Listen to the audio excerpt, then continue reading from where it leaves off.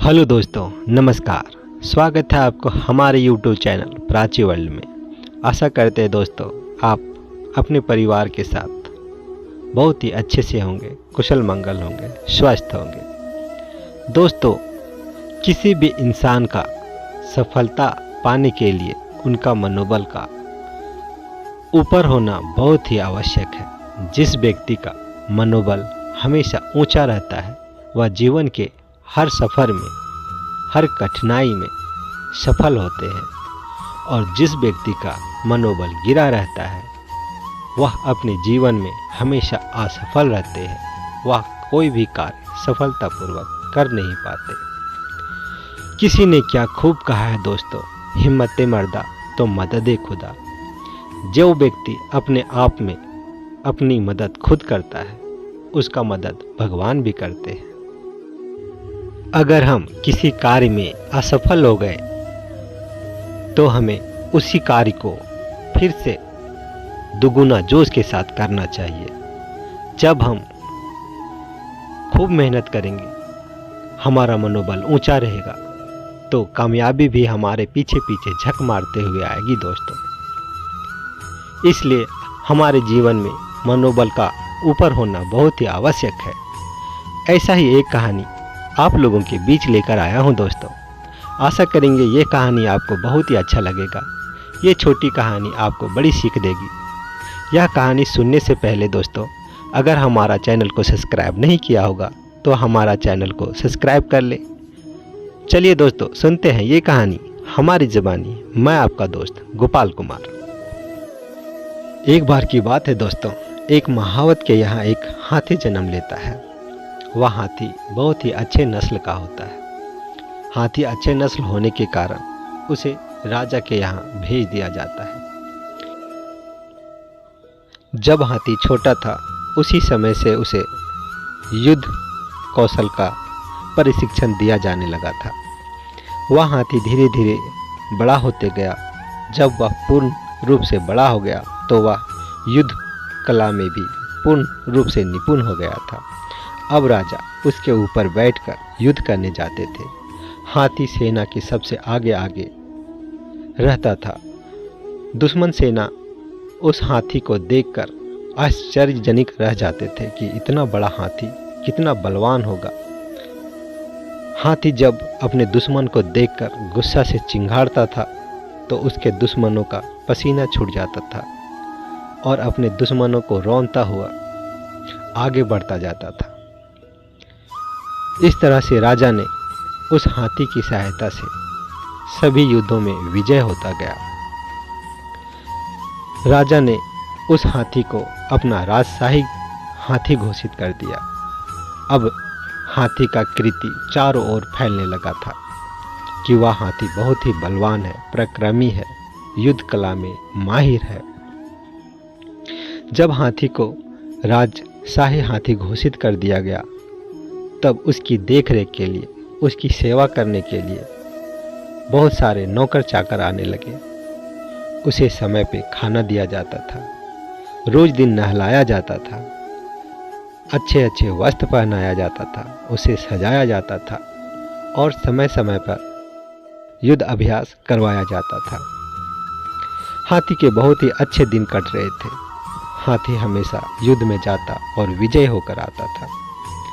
ऐसा ही उसका बहुत ही अच्छे दिन कट रहे थे। जब हाथी का उम्र ढलने लगा, जब हाथी बूढ़ा होने लगा, उसके चमड़े ढीले होने लगे तो अब उसे युद्ध में नहीं ले जाया जाता था। उसे अब हाथीशाला में ही बांध के रखा जाता था। जब वह हाथी बूढ़ा हो गया तो उसकी सेवा के लिए बूढ़े बूढ़े सेवकों को भी रखा जाने लगा। बूढ़ा सेवक हाथी का अच्छा से देखभाल नहीं करता था, समय से खाना भी नहीं देते थे, समय से नहलाते भी नहीं थे, साफ सफाई भी नहीं रखते थे। कभी कभी ऐसा भी होता था कि समय से खाना भी नहीं दिया जाता था। बूढ़े सेवक भूल जाते थे। एक दिन ऐसा हुआ कि उस हाथी को 2 दिन तक पानी नहीं दिया गया और खाना भी नहीं दिया गया। हाथी को भूख और प्यास लगी गई।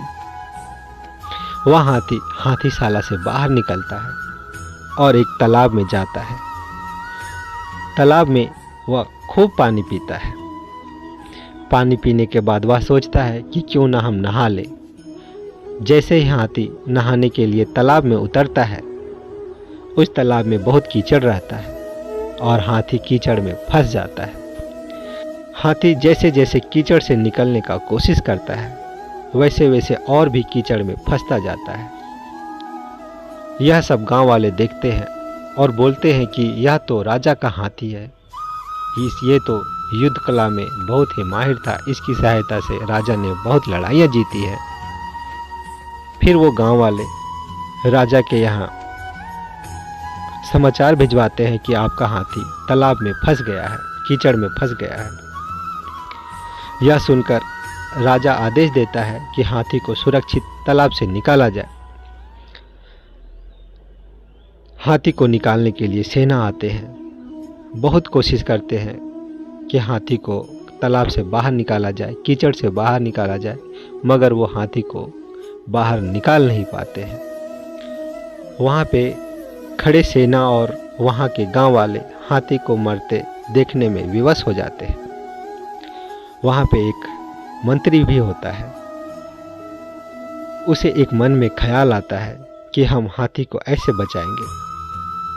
अब वह अपनी सेना को वापस बुलाता है और सेना को आदेश देता है कि हम जो युद्ध में वस्त्र पहनते हैं, जो हथियार यूज करते हैं, हथियार लेकर जाते हैं, नगाड़े लेकर जाते हैं, बिगुल लेकर जाते हैं, हमें हाथी के पास वैसे ही जाना है। वहाँ ऐसा प्रतीत करना है कि हम उसके पास युद्ध करने के लिए आए हैं। अब सेना वैसा ही करता है। युद्ध में जाने वाले कपड़े पहनते हैं, हथियार लेते हैं, बिगुल लेते हैं, नगाड़े लेते हैं और तालाब के पास जाकर बिगुल बजाते हैं, नगाड़े बजाते हैं, ढाल बजाते हैं। वहाँ ऐसा प्रतीत होता है कि अब यहाँ युद्ध होने वाला है। यह सब हाथी देखता है और हाथी यह सोचता है कि हमारे दुश्मन ने हमारे ऊपर आक्रमण कर दिया है। वह अपने पुराने दिनों को याद करता है, जब वह जवान था, कि हम अपने दुश्मनों से कैसे लड़ाई करते थे। वह अपने मनोबल को ऊंचा करता है और अपने पूरे जोश के साथ तालाब के कीचड़ को रौंदता हुआ, मसलता हुआ तालाब से बाहर निकल जाता है और वहाँ जो खड़े सेना होते हैं उसे मारने के लिए इधर उधर भगाने लगता है।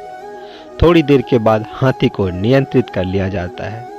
इस तरह वह हाथी तालाब के कीचड़ से बाहर निकल जाता है। इस कहानी से हमें यही सीख मिलती है दोस्तों कि हमें कोई भी परेशानी हो, दुख हो, तकलीफ हो, कठिनाई हो, हमें उसे डट कर सामना करना चाहिए। हमें अपने मनोबल को हमेशा ऊंचा रखना चाहिए। जब हमारा मनोबल ऊंचा रहेगा तब हम कोई भी दुख हो, तकलीफ हो, उसका हम डट कर सामना कर सकते हैं, उससे हम जीत सकते हैं। तभी हमारा जीवन सफल बनेगा दोस्तों। आशा करते हैं दोस्तों यह कहानी आपको अच्छा लगा होगा। अगर यह कहानी आपको अच्छा लगा तो हमारा चैनल प्राची वर्ल्ड को सब्सक्राइब करें, वीडियो को लाइक और शेयर करें। फिर मिलेंगे दोस्तों एक नए वीडियो में एक नई कहानी के साथ। तब तक अपना ख्याल रखिए, अपना परिवार का ख्याल रखिए, अपने दोस्तों का ख्याल रखिए। आप अपने जीवन में हमेशा खुश रहें, हम भगवान से यही प्रार्थना करेंगे। यह वीडियो देखने के लिए आपको बहुत बहुत धन्यवाद।